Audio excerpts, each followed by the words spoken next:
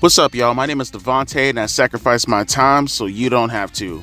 I figure I have a little bit of time before I have to start preparing for AEW Double or Nothing later on tonight, and I said, what the hell? Let's come out with a quick commentary video, especially after going through Twitter and seeing this comment that really kind of got underneath my skin a little bit. It kind of grind my gears, if you will, right? So I seen this Twitter post. I won't say the guy's name, but he was making fun of people who like to say that AEW doesn't create stars.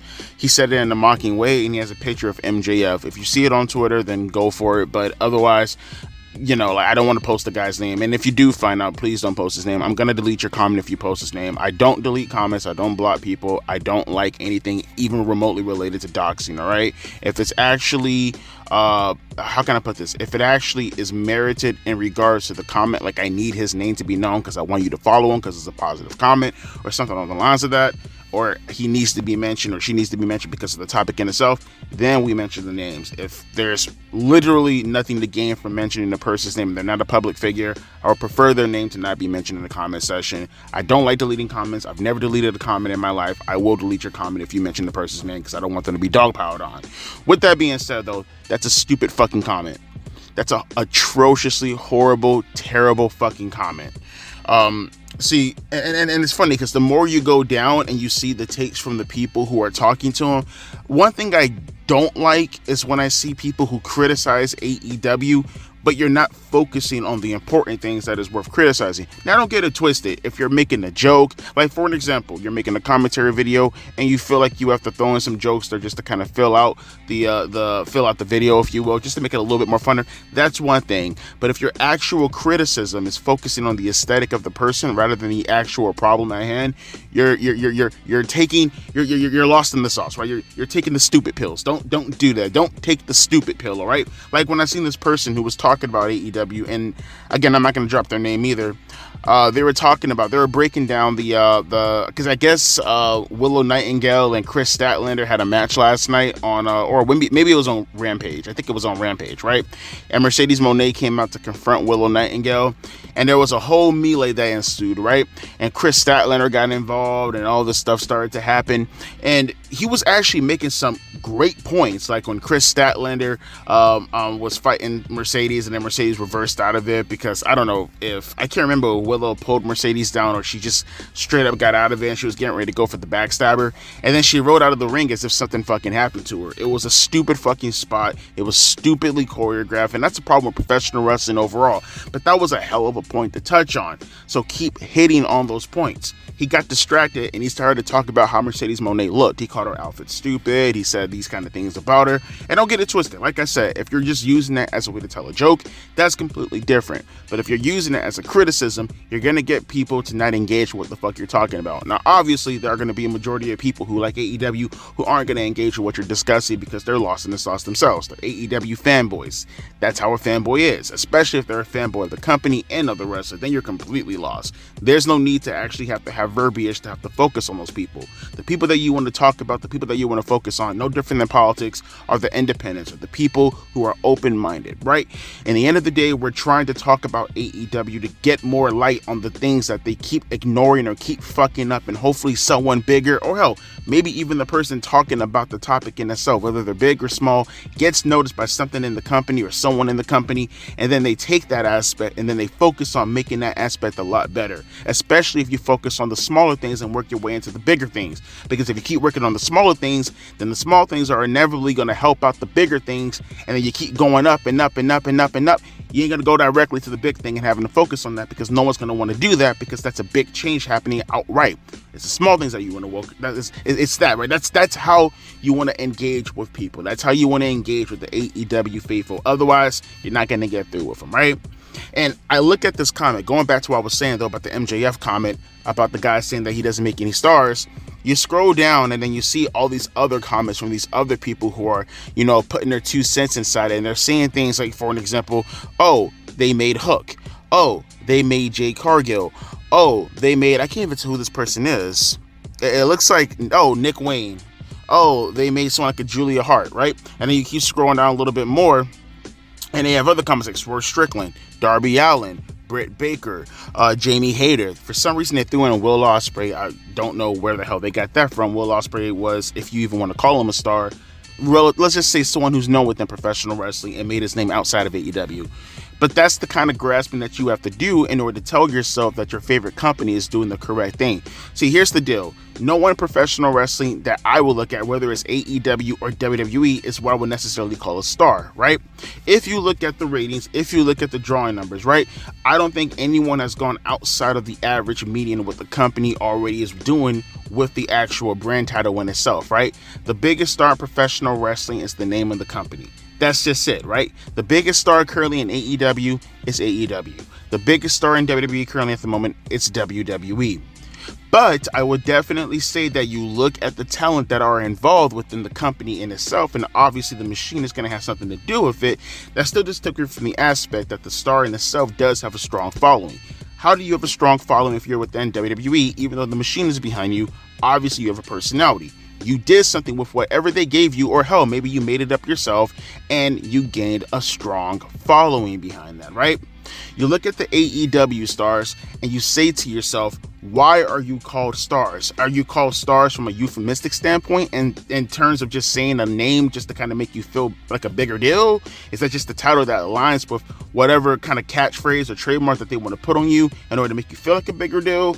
Because in reality, all I see is just a bunch of wrestlers, right? Who are more relatively known than the average wrestler who happens to wrestle on the indie circuit, or more relatively known than the low tier wrestlers that currently reside in your company, right? Look, I like a guy like Darby Allin, for an example, right? I don't even mind Britt Baker all too much. A girl like Jamie Hayter, awesome wrestler, right? I don't mind any of these people. You scroll back up and people like Hook kind of sucks, but regardless, he has a fan base, right? Julia Hart, she's improved dramatically, right? Nick Wayne, he's doing a good thing currently, right? Why would you put them out there as examples as to who made stars within AEW? And mind you, this is not coming from the original poster. He said MJF, right? And even I will focus on MJF. Who, like, when you said, okay, first off, we need to have some type of methodology, right? Like, what kind of metric are we using in order to, like, well, first off, what's the methodology first that we're using to determine who's a star, right? And then once we got that in place, what's the metric that we're using based off of that methodology in order to determine who's a star? Because I'm super duper confused right now, right? I look at someone like an MJF and I say to myself, what did he do to break the barriers within AEW to make them more relevant to the mainstream audience compared to what they are at the moment? Has he done anything? Right? Before he was even injured, was he doing anything to the ratings? Right? From my understanding, it became stagnant. It started to decline. As a matter of fact, you guys can look this up. I think I did a video on this last year around this time. MJF is the lowest drawing champion in the history of professional wrestling, at least at that time. I mean, maybe Swerve Strickland broke that. I don't know. Time will tell. But I only used MJF at that point because by the time the article came out that I posted when making that video at the time, MJF was already champion for like 6 or 7 months, right? I think that was in May. He became champion in November, December, January, February, March, April, May, 6 months. My point being is, there was enough time that had passed where you could judge MJF's title run. His title run was absolute garbaggio, right? It's no different than any other World Heavyweight Champion title run within AEW. Tony Khan has this over-reliance on the title making the superstar rather than actually giving them something to work with. That's the problem when it comes to the World Heavyweight Championship. And honestly, you can kind of take that same perspective and you can kind of ascribe it to all the championship belts that Tony Khan usually puts in a position on the card without actually giving it any kind of bill whatsoever. And he never hyper-focuses on one act, right? He may pretend, he may give off the aesthetic because in comparison to the rest of the stuff that he has on the card, it's not as prioritized, right? So for an example, I'll look at the elite angle right now, right? Look at the elite angle with Jack Perry and the Young Bucks and everything. Yes, that has the highest priority, but even then, you would think a story of such magnitude, especially how you first started it with the whole stuff that happened with Tony Khan and then Kenny Omega, you would think that that would be the main plug happening. Linear storytelling. I've gone through this 1,000,001 times, right? That's how you build superstars, right? That's how you actually cultivate someone to eventually be in the main event scene, no matter how they look like. Now, even then, I would definitely argue that the aesthetic absolutely matters when it comes to making the star, because in order to look like a star, in order to be a star, you have to look like a star. Excuse me, got tongue twisted there for a minute. But my point being is, though, That right there, as far as what you're seeing, the angle being produced going into the show, that's what you should be focusing on. That's the priority, right? And this is why I say you take a guy like Swerve Strickland, who happens to be your world champion, and you get him entangled within all that. Outright, say what you will, I don't care what anyone says. If Jack Perry is in that position leading the Elite, then you should have outright jumped directly into Swerve Strickland and the Elite.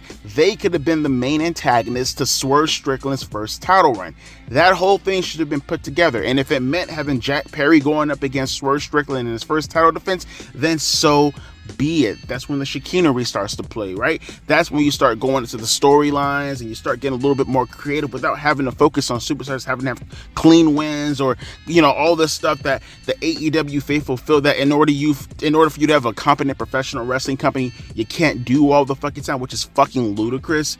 It's okay to do that because the payoff is what's going to matter. The payoff is what's going to get you your 700 million stars regardless of what the fuck you do, because that's all you focus on to fucking begin with. Your marks about star ratings. You're not marks about money. I think CM Punk said that better than anyone. I mean, he said it a hell of a lot better than I can ever say it.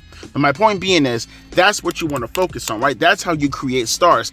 Creating stars does not mean taking your guy, putting a championship belt on him, and then saying, boom, Bob's your uncle. There you go. Because I look at a guy like MJF, and like I said, go look up articles. As a matter of fact, I might post like 2 or 3 of them in the description box below for you to go look at yourself. MJF, at least at that point in time in May of 2023, was called the lowest drawing champion in AEW history. Meaning, by default, as far as a mainstream wrestling company is considered, he is the lowest drawing champion in the history of the business.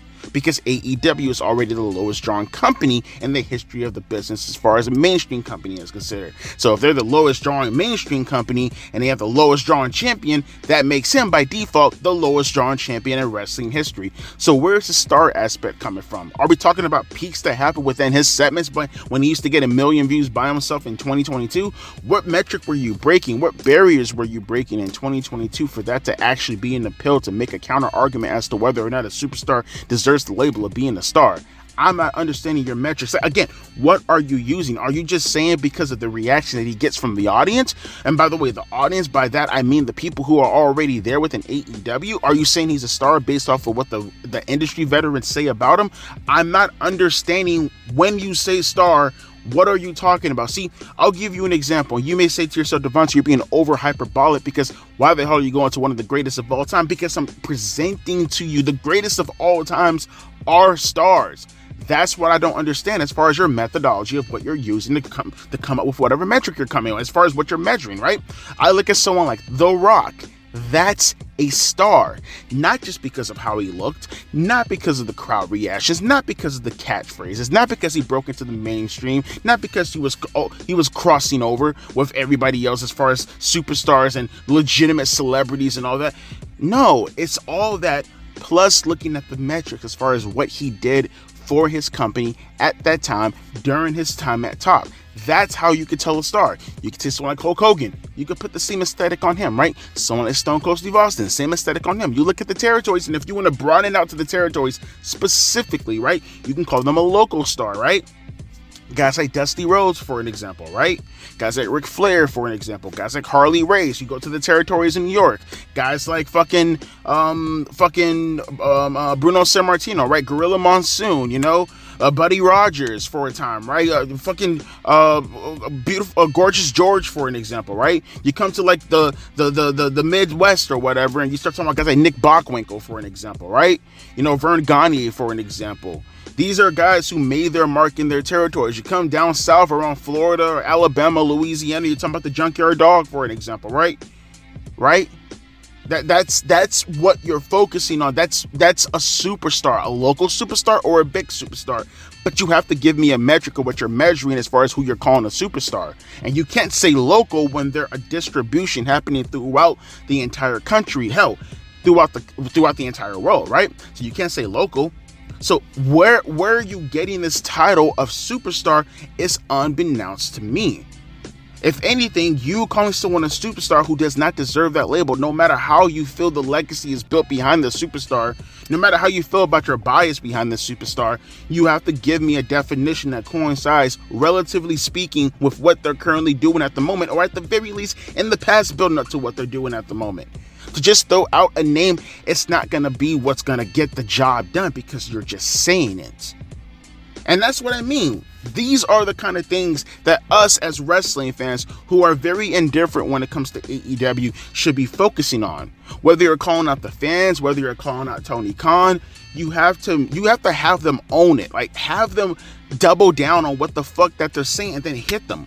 Hit them where it hurts so they can stop saying that stupid shit. So they can stop believing that whatever their bubble is telling them, that right there happens to be the real world. That's not the real world. They're stuck inside the house. We're outside the house looking inside the house. We can tell you what's fucked up inside the house through the window, and we can tell you the damage outside of the house. You're stuck in the house. You've never left the house, so you think whatever is going on within your house is the norm, and you don't even know what's going on the outside of your house. That's what it means to be on the outside looking in, right?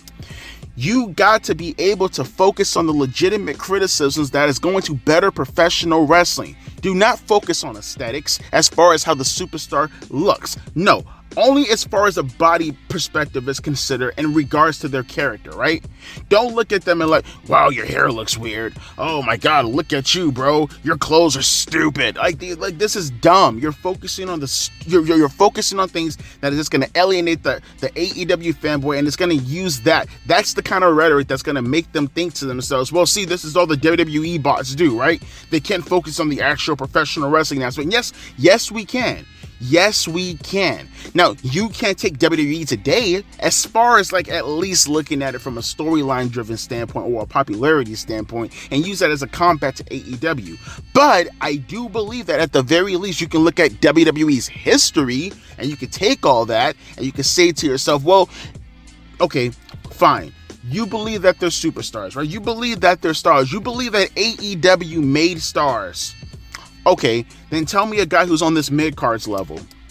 Who's on this mid-cards level? Show someone like a Rikishi coming out and being with Too Cool, and you tell me who main eventer that you have currently at the moment can get over like this guy right here without your stupid fucking cringe chants, if you will, right? Tell me. Because what I get in the end of the day is that you're doing more ruining than you are creating. You look at someone like a Swerve Strickland, what are you doing as far as his title reign is considered, huh? You look at other guys who are completely inconsequential to the product, even though you just had them on the product like a month ago, like Samoa Joe, for an example, right? And it's not to say that Samoa Joe was a star that you created, but I'm giving an example of you do more ruining, destroying, than you do creating. Look at guys, for an example, like Kenny Omega. What did you do to Kenny Omega as far as his hype is considered going throughout 2023 before you got the diverticulitis, huh? What happened? What happened to his stardom, huh? What happened to the best bout machine, huh? I haven't seen it yet. Him and Adam Page. One of the worst title reigns I've ever seen in my life. Horrific title reign, right? Look at all the superstars that you were on the brink of creating from a tag team standpoint, for an example, like the Acclaim, and look at you drop the ball on them. You know, look at all your superstars. Look at your star talent. Britt Baker was apparently supposed to be the Charlotte Flair of your women's company or your women's division. I don't even know where the fuck she's at right now currently at the moment. And even when she was around, where the fuck was she when she was around? You had the girl on social media talking about, I'm ready, what's going on, shit talking your company like everybody else. Oh, dear God, don't even get me started with fucking Warlow or Ricky Starks or Will Hobbs. The list goes on and on and on. The bravery to even bring up the fact that you create stars, knowing good and damn well people can just kind of bounce back and rebut with, hey, you do more destroying than you do creating. It's just such lacking of self-awareness to not believe to yourself that that's going to be the first retort that people are going to bring up. And that's what I mean when I say you're lost in the sauce. That's what I mean when I say you're locked within your own mind. You can't even think outside the capacity of recognizing that this is the obvious thing that people are going to bring up. All the superstars that you have fucking ruined. You have superstars currently right now at the moment waiting for their contracts to be up so they can go to fucking NXT, for an example, like a Ricky Starks. You have people within your company who are willing to go to WWE and not take an upscale and a pay raise because they know they would do better in WWE, like a Jade Cargill, right? Or maybe even a Cody Rhodes if you want to throw him inside there, right? You have people who are arguing, getting into fights backstage with your EVPs. Some argue it's a rumor that they did it on purpose to get out of your company, like a CM Punk. And you're going to sit here and you're going to say that you create stars. Not one time have I remembered you getting over 1 million in the past year or so, but you want to sit here and say you're creating stars. You're delusional. You're not making any sense. Your fans sitting within your bubble, they're just gassing you up without they themselves being able to corroborate any of the things that they necessarily say. They just say things. It's just emptiness. It's just words. There's no meaning behind it. There's no definition behind it. It's all energy and it's all feelings. I don't know what they're basing anything of what they're saying on. And then they play the whataboutism with WWE. Well, let me be the person to tell you that I absolutely agree with the whataboutism. But you brought up a fact, and I want you to back up the point of which you're saying. How about we agree, and I say there are no stars in professional wrestling. Like I said earlier on, it's all about the brand name. Now, take away the whataboutism. Can you explain to me how you came to that conclusion? I do this all the time in my comment section when I argue with people. You can come to me all day and you can spit ad hominems. You can say all you want to as far as this versus that. I asked you to prove the point that you brought up. So prove it to me or get the fuck out of here, because you're not saying anything. It's just words. And I feel like today in professional wrestling and in the internet in general, pretty much in society nowadays, it's all about feelings and emotions. No one can never necessarily actually engage with whatever you're actually talking about. No one can actually engage with the commentary. No one can actually go back and forth within the conversation because they're so locked in their echo chambers that if they were to actually go back and forth for you on credibility alone, I think that in itself would be offensive to them. The notion of knowing that they can't defend their favorite entity, that in itself is offensive. That's more offensive than being able to talk about their family members, their loved ones. Hell, I think going out of your way to criticize someone's favorite whatever is a lot worse than going up to them and elbowing them in the back of the head, because they feel that it'll take a lot longer to recover from you dissing their stupid ass favorites than it would in comparison to you elbowing them in the back of the head. Make it make sense. I can't. I'm just here looking and observing. Help me out here though. What the fuck is a star? As always, my name is Devontae, and I'll be back later on tonight for the Double or Nothing review. Deuces, P. Ice.